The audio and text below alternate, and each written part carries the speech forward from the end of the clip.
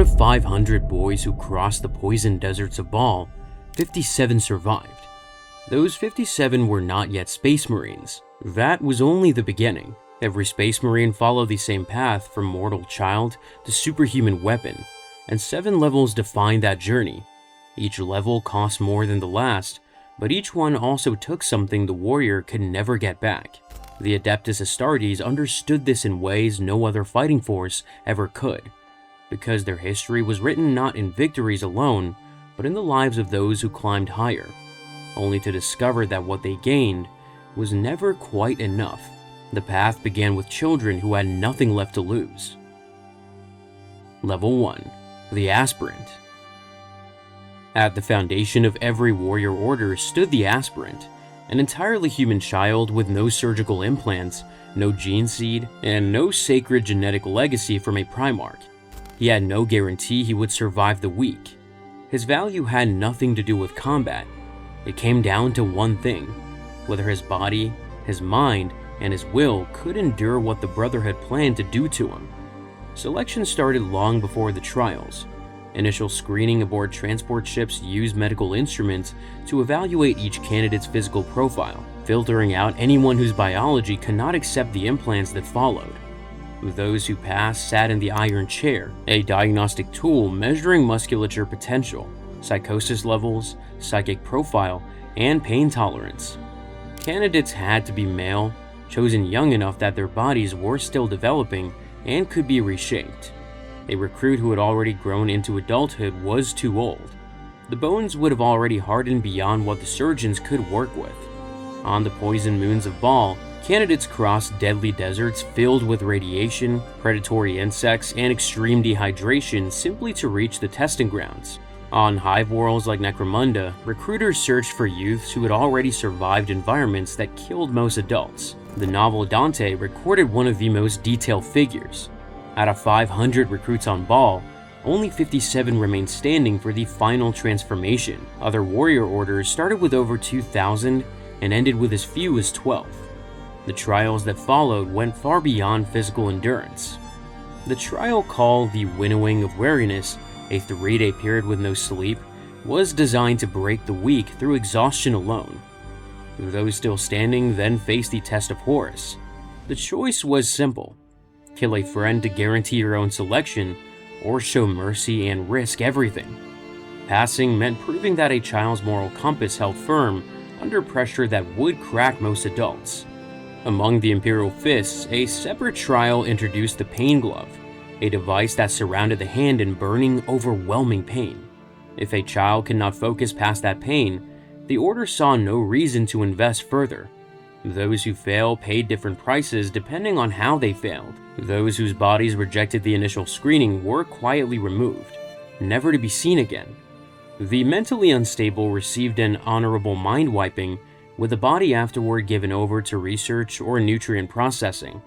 Behavioral failures, those who committed unauthorized violence or lacked basic self-control, were expelled and reduced to servants laboring in the depths of starships for their natural lives.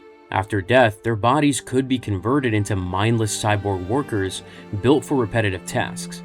But the most haunting fate belonged to those who failed with distinction. Aspirants showing real leadership ability, but lacking physical compatibility, were diverted into Group Hadrianus, becoming blood servants, personal attendants who would spend the rest of their lives serving warriors they had once hoped to become. To reach even this lowest tier, the aspirant gave up everything he had ever known. He lost his family, his clan name, his native language, and any chance of a normal life. Recruits were shaved hairless and forced to learn Imperial Gothic through sleep learning devices, erasing their native cultures entirely. Failure to adapt proved that the candidate's mind would not survive the far more demanding training ahead. The aspirant remained at this tier until one irreversible moment.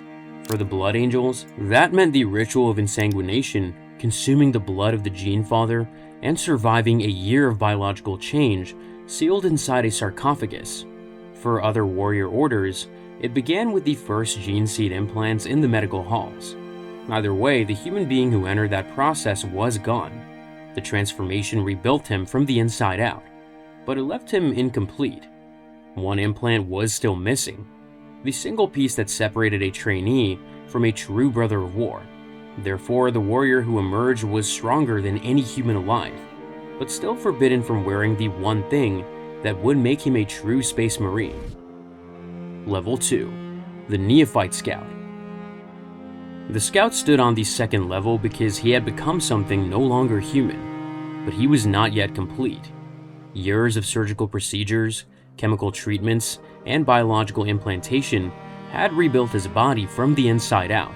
That single gap, one missing implant, defined everything about this level. The cost of producing a neophyte was enormous. As detailed in the book Sons of Dorn, the process required 4 full years of constant surgery, chemical treatment, and near-endless mental conditioning. The Angels of Baal followed a different path, immersing their recruits in the Hall of Sarcophagi for an entire year, while organ seeds were implanted and activated by the blood of the Primarch. Neither method came with a guaranteed return, but when the transformation succeeded, the change was total. Scouts of Sanguinius' line emerged from the sarcophagus with pale, smooth skin, fangs, and the sharp beauty of the Great Angel, strong enough to move a ton of machinery without difficulty. Their human bodies were gone. The exact number of organs that preceded the final implant varied between warrior orders, with some placing the linking membrane as the 17th and others as the 19th. But the count did not matter. What mattered was the consequence. Without that membrane beneath the skin, the one creating interface ports for sealed battle plates, the Brotherhood's armor was useless to the young warrior. Scouts wore lighter protection, granting freedom of movement and the ability to stay hidden, but absorbing far less damage than full plate. Their heads remained bare, an exposed face marking them as unproven. Effectiveness at this stage came from surveillance and intelligence, not from standing in the front line. Neophyte scouts used color-shifting cloaks, helping them blend into their surroundings. Sniper rifles for precision fire, enhanced long-range optics for observation, and combat bikes for rapid strikes.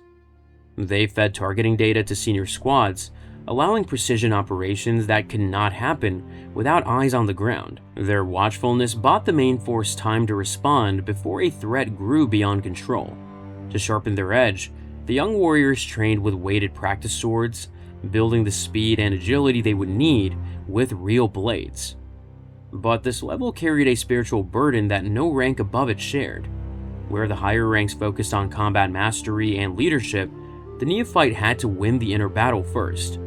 Sanguinius' heirs trained their scouts in the 5 angelic graces: focus, humility, mercy, restraint, and forgiveness. They practiced calligraphy, sculpting, and painting as spiritual discipline, saving their souls from the monsters within before receiving the full power of an angel. Other orders used the agony device at this stage for disciplinary punishment, ensuring each young warrior had the self-control to resist the pull of chaos. Scouts were forbidden from entering the arena restricta for honor duels. They were kept from certain combat zones for their own protection. They were held to a standard of obedience that would not relax until the final membrane was implanted. For neophytes of the Blood Angels, the stakes of failure went beyond discipline. Failing during the sarcophagus transformation, or falling to blood hunger or the genetic madness known as the Black Rage, meant immediate execution by a warrior priest, no second chance. If the surgically implanted organs failed to integrate in any warrior order, the individual might fall into a permanent unresponsive state or spiral into uncontrollable hyperactivity. In high-risk combat missions, the survival rate dropped as low as 0.7%. If a squad was compromised, the scouts were ordered to prioritize reporting intelligence over their own survival. The information mattered more than the warrior carrying it.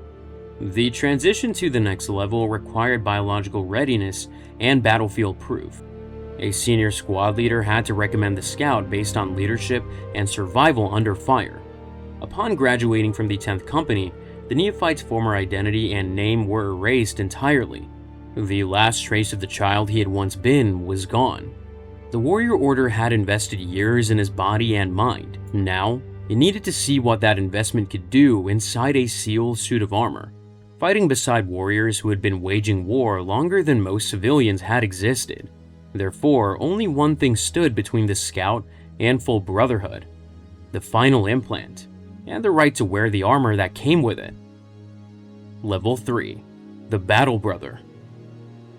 Then came the level where everything changed. The Full Brother was where the promise of the aspirant and the training of the Scout finally became real, biologically complete and fully armored, recognized as a permanent member of the Brotherhood. Everything below this had been preparation, but everything above had to be earned through decades or centuries of war. The defining upgrade was the interface membrane, the final implant connecting the Marine directly to his battle plate. The suit plugged into his spine through nerve electrodes, and its fiber bundle muscles amplified every movement. Optic sensors in the visor fed heat vision and diagnostic data straight into his brain. As described in the novel Brothers of the Snake, a battle brother in full armor was a post-human titan who could fight for days without sleep or food, sustained by nutrient packs built into the suit, moving silent as glaciers through dangerous environments. One line warrior was worth a dozen standard soldiers. That estimate only counted raw combat output. The impact of this rank reached far beyond the battlefield. To common citizens, the arrival of Space Marines meant the Emperor himself had not forgotten their world. Mortals saw them as legends from the stars, superhuman figures whose presence alone could hold a planet together. During a 2-month battle, their appearance among broken defenders lit a fire in every soldier who saw them, turning retreating guardsmen into fighters willing to stand and die before giving another step of ground. The psychological weight of a single brother far exceeded his combat output, and the Imperium depended on that effect as much as it depended on weapons fire. But earning a permanent place took far more than surviving the implantation. Every newly inducted brother had to rotate through years or decades of service in assault, Devastator, and tactical formations before claiming a permanent tactical squad position. The Sons of Sanguinius followed a specific progression: Scout Company first, then Assault, then Devastator. Structured to help the warrior conquer the blood hunger through increasing discipline before he could be trusted with the flexibility of a tactical role. Only after proving adaptability across all assignments did the brother earn his fixed place in the line. The cost was measured in a decade of surgical investment and the sacred biological inheritance of the Primarch.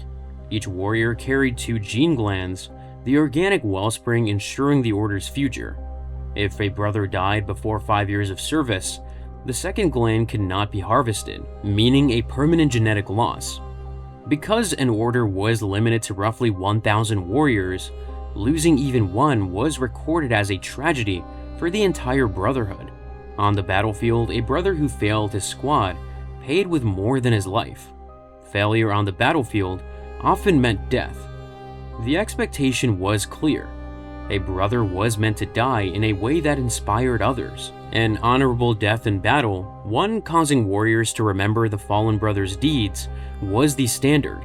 A shameful end at an enemy's mercy was the outcome the entire hierarchy worked to prevent. Moral failure carried equally harsh punishment. Public whipping and punishing physical drills in freezing, deadly environments served as punishment for pride or breaking squad rules. The nerve glove, a device simulating the agony of being burned alive without causing physical damage, built a mind that could command the body regardless of injury. Advancement came with a ceremony marking the brother as more than a recruit who had simply survived. The rite of the sharing of water, a privilege forbidden to those not yet deemed battle-ready, meant the warrior had earned the right to advance under the banner and stand among proven warriors. But sealed armor was both a gift and a cage. It provided extraordinary strength and near-total protection while stripping away individual character. Every brother looked identically cast to outsiders. He could no longer feel wind on his skin or be recognized by his own face. He was no longer a person in the way mortals understood the word. He had become a weapon, the basic unit of the Brotherhood's endless war, answering to his squad leader and holding his place in the formation. Some warriors held that place for decades, others held it for centuries, but a rare few proved that they could do something the standard brother could not: fight with a precision that the Order reserved for missions where the line had already broken, and only something sharper could put it back together. Therefore, those warriors earned a place in a tier the rest of the Brotherhood could only look up to. Level 4. The Veteran Marine. The Veteran marked the transition from standard foot soldier to the Brotherhood's chosen elite, and his defining trait was precision over presence. Where a battle brother drew strength from the collective formation, the Veteran gave that up to operate as a lone instrument. He was a specialist, a leader, and often a living legend whose deeds filled the pages of the Order's history. Effectiveness here was defined by specialized mastery, going beyond anything a standard brother could achieve. Elite warriors at this tier no longer served as generalists. They operated as a silent, precise blade rather than a blunt hammer, carrying out secret operations against alien threats, slipping behind enemy lines undetected, recovering stolen assets, and eliminating high-value targets. Their equipment reflected this, from sound-suppressive joint coatings and color-shifting camouflage cells matching any environment, to advanced ammunition types like stalker rounds allowing kills well beyond normal range. The finest marksmen among them were deployed where the line was most vulnerable, while the Deathwing Anthology described a tactic unique to this level: orbital jump pack insertions, where veterans fired rocket motors to slow a freefall drop into a controlled, deadly landing right on top of enemy formations. That move demanded an instinct that only centuries of combat could build. The impact of a veteran's arrival could reshape an entire war. The same anthology provided one of the sharpest comparisons in the source material. The 43rd Carpathian Rifles, a mortal regiment of the Imperial Guard, had struggled through 9 months of battle without victory. A veteran-led squad arrived and forced a complete surrender within 1 hour. The gap showed exactly why these elite warriors occupied a tier above the standard brother. They delivered results that entire mortal armies could not. To populations waiting years for rescue, the appearance of a veteran kill team served as proof that their faith had not been wasted. But when a veteran-led operation collapsed, the hierarchy's response revealed the clear boundary between this level and the next. Terminator veterans were brought in to take operational command and salvage the failure. Veterans deployed in small kill teams where the weakness of one became the weakness of all. A single tactical error during a precision strike could destroy the entire team and its mission. If a veteran died in a way preventing recovery of his genetic legacy organs, the Brotherhood lost a biological inheritance that had taken centuries to build. What truly separated the veteran from the battle brother went deeper than skill or equipment. It was the burden of knowledge. The Dark Angels veterans had to confront the darkest chapters of their Order's history: the truth of the Fallen, the destruction of their home world, Caliban. They took on the duties of interrogator chaplains, adding names to the Book of Salvation and trading the simplicity of a standard brother's duty for a life of guilt-driven service and interrogation. For the Angels of Baal, the blood hunger which younger brothers struggled to control became a familiar ally. Veterans had learned to channel it with precision rather than fear. The cost of reaching this level was heavy. Service in elite formations like the Death Watch required the veteran to place his oaths to the Order above his original loyalties. He might be tracked through spinal implants, his psychic abilities might be suppressed to maintain operational secrecy. Only 1 in 20 returned alive from the specialized deployments expected at this level. Those who survived gained access to advanced cellular regeneration facilities, but the path remained brutal. Veterans were rarely deployed as a single company. Instead, their strength was split up and spread across different fighting groups to share their experience and strengthen standard squads, giving up the advantage of fighting together for the Brotherhood's larger goals. One ritual captured the boundary between this level and the next. After winning a battle, a veteran squad leader had to hand over the prizes of his kill to a lone Terminator dressed in bone-white armor. That act acknowledged that the senior company's ancient honor suits represented a tier the standard veteran had not yet reached. The order needed warriors who could survive when everything else had failed. Fighters walking into places where nothing came back alive, wearing armor so ancient and powerful that putting it on was the highest honor the Brotherhood could grant. Level 5. The Terminator Veteran. Then came the warriors who wore that armor. The Terminator Veteran represented the absolute ceiling of what a Space Marine could become as a combat specialist. These warriors belonged to the senior company, the most elite formation in the Order, and one thing set them apart from the standard veterans: access to the heaviest personal armor the Imperium ever produced. The suits were so rare that wearing one was considered the ultimate honor a warrior could receive. But reaching this level took more than centuries of survival. Rigorous years of extra training beyond standard veteran service were demanded before a warrior could wear the armor. The novel Space Hulk described the warriors at this tier as old veterans with centuries of battle experience, each one a store of tactical knowledge that could not be replaced. Named squads like Adamanta, Malignus, and Vigilus were deployed in major campaigns, each carrying enough collective skill to shift the outcome of a planetary war. The armor stood over 8 feet tall. Layers of titanium and layered battle plates absorbed fire from anti-tank weapons and heavy cannons. A built-in sensor system projected outlines and heat readings directly onto a warrior's vision, letting him track alien threats through walls and floors. At close range, power fists and thunderhammers crushed anything they hit, while lightning claws carved through reinforced walls like a blade through flesh. A single squad could push through a gap in a defensive line and send armored vehicles into full retreat. And specialized assault formations built around these heavy elites were designed to destroy the toughest targets in the galaxy, from world-killing alien war engines to traitorous battle titans. But the most important measure at this level was not what these armored giants accomplished. It was what happened when they failed.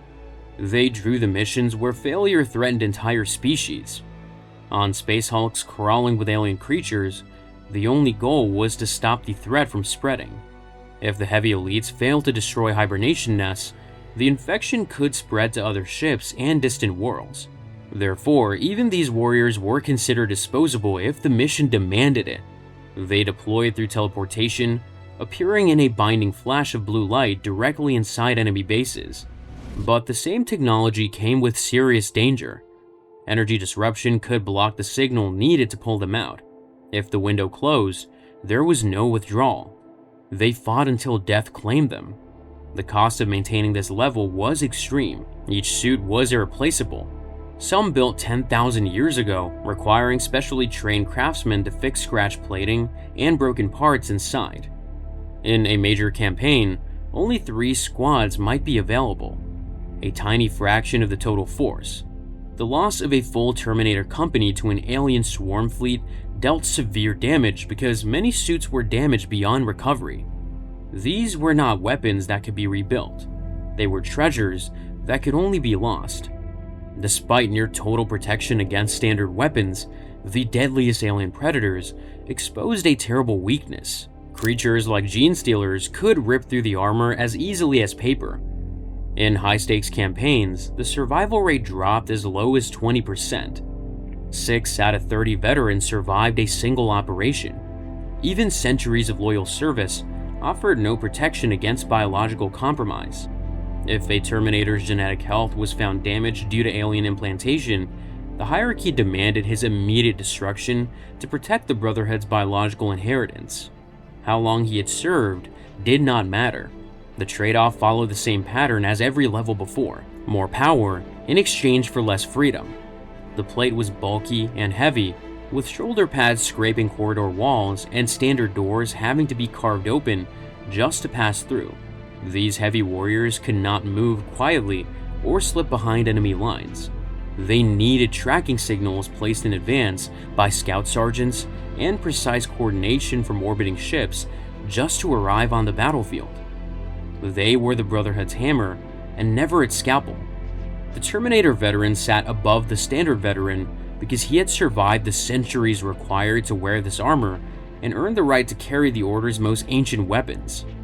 But he still fought in squads, still answered to officers, and still operated within a framework set by the rank above him, a rank that stopped fighting wars and started deciding them. Level 6. The Captain. Then came the rank where the hierarchy shifted entirely. The Captain marked a point where combat mastery gave way to command authority. Every level below was defined by what the warrior could do on the battlefield. The company commander was defined by what he could decide. He carried responsibility not for a squad, but for roughly 100 Space Marines, along with everything attached to his company: ancient war machines piloted by heroes sealed inside them, allied combat vehicles, fast attack bike squads, and ships in orbit. Strategic effectiveness was measured by independent command and tactical flexibility. Lower ranks followed the strict rules of the sacred battle text, but a captain was expected to be his own man, finding his own solutions when standard methods failed. The ideal field commander had a superhuman understanding of war, capable of reading an entire battlefield with a single glance. His command setup reflected this, with sensor screens and tactical displays feeding him information from every front at once. He directed Terminator teleportation strikes, scout intelligence reports, and fast attack bike patrols across a wide stretch of war at the same time. This was no longer squad-level thinking. This was running an entire campaign. The novel The Chapters Do provided a sharp look at what command meant at this level. One captain took control of a planetary governor's forces and told the governor directly to understand his place. Another, Captain Sicarius, used his rank differently, prioritizing the personal killing of the enemy leader as the most effective use of his position, accepting extreme personal risk to end battles faster than any coordinated assault could. Both approaches reflected the same truth. At this level, the warrior no longer executed the plan, he was the plan, and when the plan failed, the weight of it fell on him alone. The chain of command could not be broken, or the order was nothing. A field commander's error could lead to the shaming of a company's battle honors, the loss of weapons and artifacts that can never be replaced, or the destruction of entire cities. On Thracia, heavy losses under a captain's command devastated a full company. On Catalyst, overconfidence led to the shameful death of multiple warriors and nearly forced the Order to destroy the planet from orbit. A failure to predict a corrupted machine code attack led to the complete destruction of the city of Axum. Among the Ultramarines, major mistakes in war could lead to harsh punishment or being permanently cast out of the Brotherhood. At every lower level, the price of failure was personal. Here, the price fell on the entire Order. A company commander's impact was described as being worth 1,000 men on the battlefield, not because of personal combat ability, but because of what his presence did to the warriors around him. Under his command, the value of each Space Marine grew tenfold through coordination and precision. A company never fought harder than when its leader stood visible at the front. The hardest part of command was being alone. The cost of reaching this rank was measured in centuries of service and the inheritance of sacred artifacts. A captain typically spent over 100 years proving his devotion.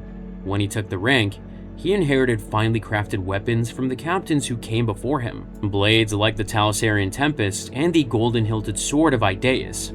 These were not rewards, they were burdens carrying the full weight of every commander who held them. A captain remained part of the Brotherhood but could no longer experience it the same way.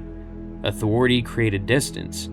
He suppressed personal grief when brothers fell, because dishonoring a fallen warrior's name with mourning was unacceptable when battle was still called. He chose between fighting at the front to inspire his men and stepping back to oversee the broader war. That tension never went away. The field commander sat at level 6 because he directed the senior company's Terminator veterans and controlled every asset at his disposal. But he remained below one final rank, a rank carrying a weight so heavy it slowly crushed every warrior who held it, wearing him down across centuries of command until nothing was left of the man who had first accepted the title. Level 7. The Chapter Master. At the very top stood the Supreme Commander, and the gap between this rank and the one below it was wider than between any other two levels. A captain commanded a company, a chapter master commanded a civilization. His authority extended over 1,000 space marines, entire star systems, and fleets of capital warships. He could unleash the anger of those 1,000 warriors with a single word, and he was answerable only to others holding the same rank. But even reaching this level required a trial no other rank demanded. The elevation ritual forced the candidate to stand before representatives of every squad in the Brotherhood. One by one, a warrior from each squad stepped forward and drew a blade across the candidate's body. He had to receive every cut without flinching. Every blade represented the lives he would be responsible for, and if he faltered at any point, the ritual ended and the candidacy with it. Only after enduring the last cut did the Brotherhood accept him as their supreme commander. Strategic effectiveness was measured by the ability to manage galaxy-wide warfare and alliances spanning entire regions of space. Commander Dante had led the Blood Angels for over 1,500 years, coordinating with the Inquisition, the mortal armies of the Imperium, and even entering temporary agreements with alien forces when the broader picture demanded it. Marneus Calgar governed not just the Ultramarines, but an entire empire, and his decisions shaped the doctrine of every successor order descended from Guilliman's genetic line, more than 2/3 of all Space Marines in existence.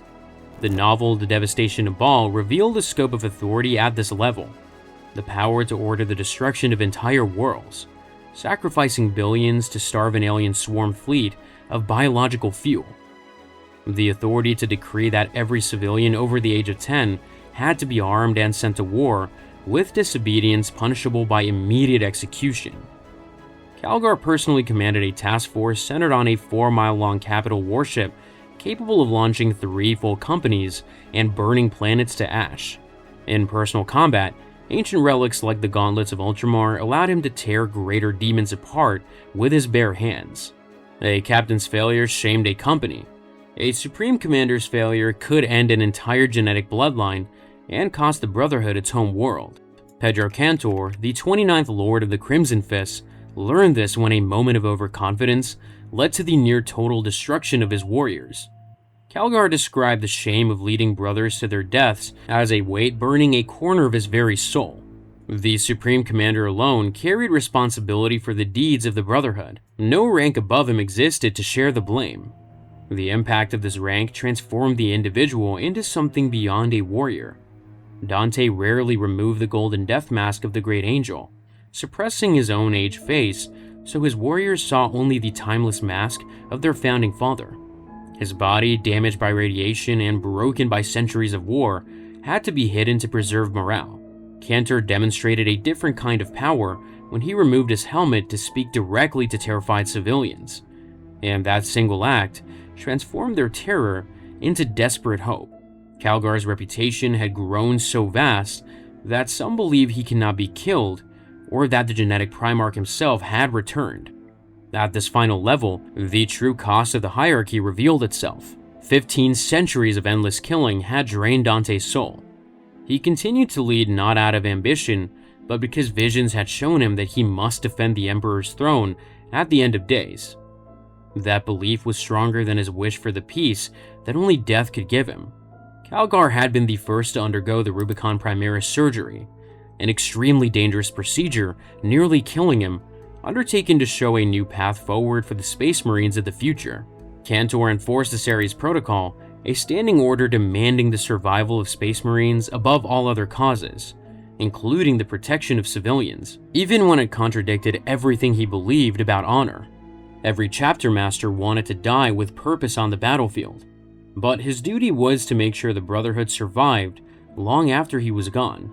He sometimes chose to walk away from a fight to fulfill a strategic objective. That decision was described as the hardest thing a warrior could ever know. He held the ultimate say over the governing council. He received oaths of loyalty from every captain, and he possessed one authority no other rank carried: the power to send away the Brotherhood's entire genetic legacy, its biological future, to ensure the Order could rise again even if the current generation was destroyed. 7 levels defined the Adeptus Astartes, and each one extracted a price the warrior could never reclaim. The aspirant lost his name, and the neophyte lost his human body. The battle brother lost his individual identity, while the veteran lost the simplicity of a soldier's duty. The Terminator lost his freedom, and the captain lost his place among brothers. The chapter master lost everything that once made him a person, carrying a burden so heavy that the only escape was a death he was never permitted to ask. But for some warriors, the ladder did not end at the chapter master's throne. They were pulled from their brotherhoods entirely, handpicked to serve a secret order answering only to the Inquisition, hunting alien threats the rest of the Imperium was never meant to know about. Watch their full story here.